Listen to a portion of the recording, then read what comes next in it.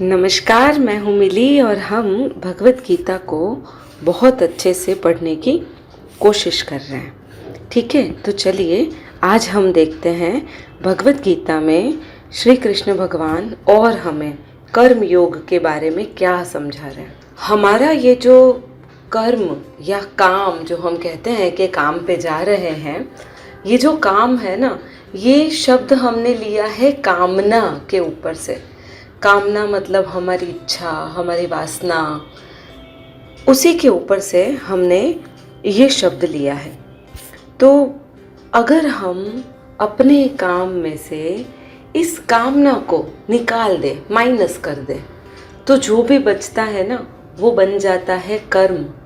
वो एक ऐसा कर्म बनता है जो हमें इस सृष्टि से जोड़ने में हेल्प करता है। इसीलिए श्री कृष्ण भगवान भी यही चीज़ समझाने की कोशिश कर रहे हैं कि अगर अर्जुन तुम अपने काम में से अपनी कामना हटा दो, अपनी इच्छाएं हटा दो, तो जो भी कुछ तुम करोगे वो सिर्फ एक कर्म योग बन के रह जाएगा।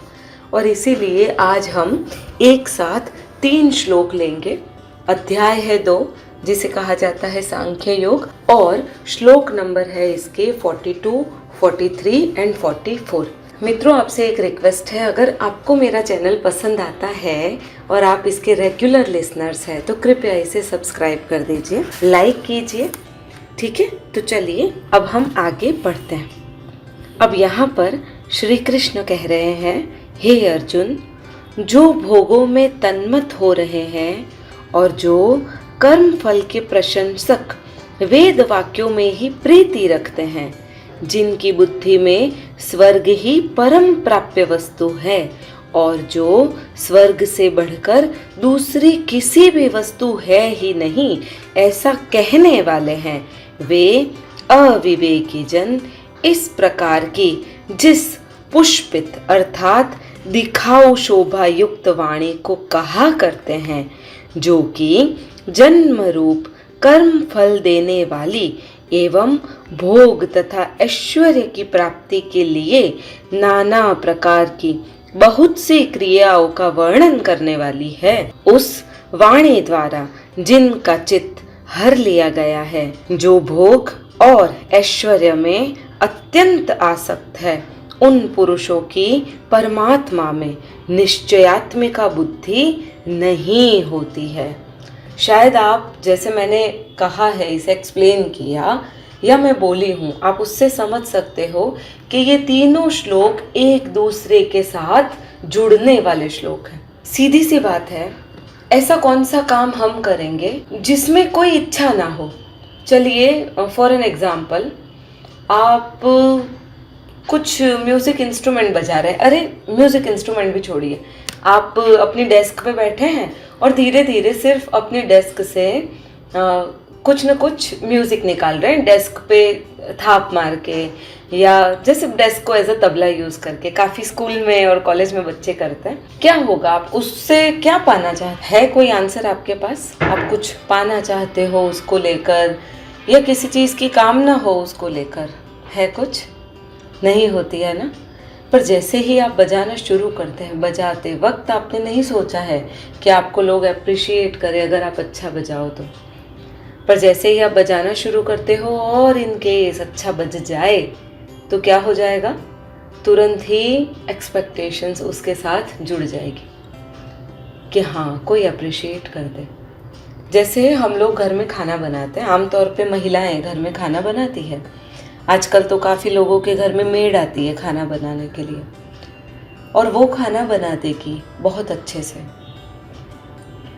और अगर कोई अप्रिशिएट नहीं करेगा तो खाना बनाते वक्त वो ये नहीं सोचती है कि उसे कोई अप्रिशिएट करना चाहिए।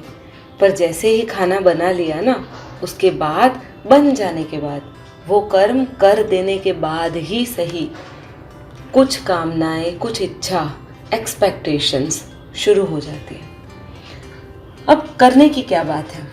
आप देखिए, आप आपके घर के लिए बाहर जाते होंगे, जॉब या बिजनेस करते होंगे, उसके लिए आपको किसी तरह का एप्रिशिएशन की आवश्यकता नहीं है। पर जब कभी कोई इंसल्ट कर देता है, देन यू सडनली रियलाइज कि अरे मैं इन लोगों के लिए इतना काम करता हूँ एंड दे डोंट वैल्यू।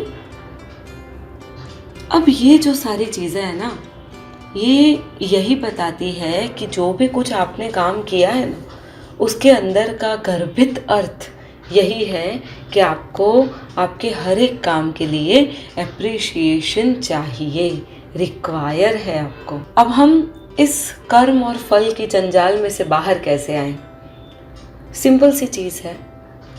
जैसे हम रास्ते में जाते हैं, काफ़ी बार महिलाओं का जो दुपट्टा है ना, वो टू व्हीलर में पीछे आ जाता है, काफ़ी बार आने वाला होता है, और हम रास्ते से जा रहे हैं, सपोज़ मैं जा रही हूँ और किसी का जो दुपट्टा है वो टू व्हीलर में पीछे वाले व्हील में फंस जाता है, फंस नहीं जाता है, फंसने वाला होता है। तो अगर मैं उन्हें कह दूँ कि आपका दुपट्टा ज़रा ले लीजिए व्हीकल चलाते चलाते ही, और मैं ऐसे ही निकल जाऊँ बिना कुछ एक्सपेक्ट किए कि वो मुझे थैंक्स बोले, और मैं निकल जाऊँ, बस यही चीज़ तो करनी है। ये ही चीज़, छोटी छोटी चीज़, अगर मैं रसोई बनाती हूँ और एक्सपेक्टेशंस ना रखूँ कि कोई बड़ाई करे, अच्छा या बुरा बोले उसको लेकर, बुरा बोल दे तो भी मंजूर है, अच्छा बोल दे तो भी मंजूर है, इन चीज़ों को लेकर बहुत ज़्यादा रिएक्ट ना करूँ। और ना करूँ रिएक्ट, ऐसा भी नहीं, वो रिएक्शन पैदा ही ना हो। और जब ऐसी चीज़ होती है ना, तब हो जाता है आपका कर्म योग। इसमें सबसे बड़ी बात जो है ना, वो है हमारा भावनाओं से जुड़ना, हमारी फीलिंग्स, हमारे इमोशंस का जुड़ना हमारे हर किसी काम के पीछे। मैं आपको एक सुंदर सी कहानी बताती हूँ। अकबर, जिनके दरबार में तानसेन नाम के एक बहुत अच्छे म्यूजिशियन हुआ करते थे, अकबर को उनका संगीत सुनना बहुत अच्छा लगता था। उन्होंने एक बार कहा कि तानसेन, मुझे ऐसा लगता है कि तुम्हारे जैसा संगीतकार आज तक नहीं हुआ है। तुम जिन ऊंचाइयों को छू चुके हो ना म्यूजिक में, संगीत में, उतनी ऊंचाई पे शायद कोई ही नहीं है, कोई है ही नहीं, हो ही नहीं सकता। तब तानसेन कहता है, जी नहीं, ऐसा नहीं है। अकबर कहते हैं, नहीं नहीं, मैं सही हूँ, तुम्हारे जितनी ऊंचाई कोई नहीं छू सकता। 2 दिन 3 दिन और गुजर जाते हैं, फिर वे तानसेन की खूब बड़ाई करते हैं। तानसेन चुपचाप सुन लेते हैं, कुछ नहीं कहते, क्योंकि उन्हें पता था राजा के सामने बोलना बेकार है। एक बार अकबर के मन में विचार आ गया कि क्या सही में तानसेन, तुमने भी तो किसी से सीखा होगा। अब तानसेन मुस्कुराते हैं और कहते हैं, जी हाँ। अकबर पूछते हैं, क्या तुम्हारे गुरुदेव अभी जीवित हैं? तानसेन कहते हैं, जी हाँ, जीवित है। कहते हैं, क्या नाम है उसका? तानसेन ने जवाब दिया, वे गुरु हरिदास हैं। अकबर कहते हैं, बुलाओ उन्हें, मैं उन्हें भी सुनना चाहता हूँ। मैं देखना चाहता हूँ कि जिसने तुम्हारे जैसे शागिर्द को बनाया है वो स्वयं कैसा है। अब तानसेन जो है वो कहते हैं, मैं कुछ भी कर लूँ वो नहीं आएंगे यहाँ पर। अकबर कहते हैं, पालकी भिजवाते हैं, हम सैनिकों को भिजवाते हैं। तानसेन ने कहा, वे फिर भी नहीं आएंगे। अकबर ने कहा, अच्छा ठीक है, हम चलते हैं, बताओ वो हमारे लिए कब गाएंगे? तानसेन ने कहा, आपके लिए? वे शायद कभी नहीं गाएंगे आपके लिए। अकबर कहते, अरे मैं यहाँ का राजा हूँ, बादशाह हूँ, वो मेरे लिए नहीं गाएंगे? तानसेन ने कहा, जी देखिए, नहीं गाएंगे, पर पहले मुझे ये देखना पड़ेगा वो कितने बजे गाते हैं। अकबर कहते हैं, ठीक है, तुम समय बताओ, उस समय हम चलेंगे। तानसेन ने आसपास के लोगों से पूछा, वहाँ पर जो भी उनके आसपास रहता था गुरुदेव के, और पता चला रात को 2:30 बजे के बाद वे भगवान की भक्ति शुरू कर देते हैं, गाना शुरू कर देते हैं। तानसेन यहाँ आए दरबार में और अकबर को बताया कि भाई अपने जा सकते हैं, पर वे रात को 2:30 बजे के बाद गाते हैं, पर ओरिजिनली उनके गाने का सही समय तो वे स्वयं ही बता सकते और कोई नहीं बता सकता, कोई जान नहीं सकता। अकबर कहते हैं, कोई दिक्कत नहीं, मैं इंतज़ार कर लूँगा, चलिए चलते हैं। किसी झाड़ियों में हरिदास के घर के आसपास वे छुप गए। एक रात गुजर गई, उस रात उन्होंने कुछ नहीं गाया, सुनसान था। दूसरे दिन भी वे लोग वहीं रुके थे। अचानक से दूसरे दिन रात को 3-3:30 बजे के आसपास किसी मीठे से भजन की आवाज आना शुरू हो गई। वो भजन इतना मीठा था कि अकबर तो अकबर, आसपास के जितने लोग आए हुए थे ना, सब के सब मंत्रमुग्ध हो गए थे उनकी आवाज सुनकर, उनका भजन सुनकर। भोर हो गई, तब तक भजन चलता रहा और फिर हरिदास जी थे, वो वहां से चले गए। हरिदास जी को पता नहीं था लोग उनका भजन सुन रहे हैं, जिसमें अकबर या तानसेन शामिल है। जब अकबर अपने दरबार में आए तब उन्होंने कहा, सही में तानसेन, जिस गुरु से तुमने दीक्षा प्राप्त की है ना संगीत की, अप्रतिम है। वो गुरु, उनकी कंपैरिजन कर नहीं सकते। पर ऐसा तो क्या है कि कभी तुम उनकी ऊंचाइयों को छू नहीं पाते हो तानसेन। तानसेन ने कहा, मैं उनकी ऊंचाइयों को कभी भी नहीं छू पाऊंगा महाराज। अकबर ने पूछा, ऐसा क्यों? क्यों नहीं? ऐसा तो क्या है जो वे इतनी ऊंचाइयों पर इतनी गहराइयों से गा सकते हैं और तुम उस तरह से नहीं गाते हो?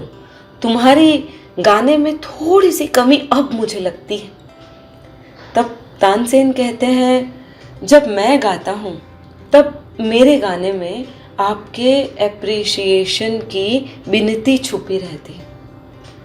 मैं किसी लालच में गाता हूँ। मुझे ऐसा है कि आपसे एप्रिशिएशन मिल जाएगा, थोड़ा बहुत धन मिल जाएगा, मैं सुरक्षित रहूँगा। पर जब मेरे गुरु गाते हैं ना, उनमें संगीत के पीछे सब छूट चुका है। उन्होंने कुछ ऐसा पा लिया है जो पाने के बाद कुछ पाना रह जाता नहीं है। वे सिर्फ गाने के लिए गाते हैं, वे कुछ पाने के लिए नहीं गाते हैं। और मित्रों, यही चीज़ तो है।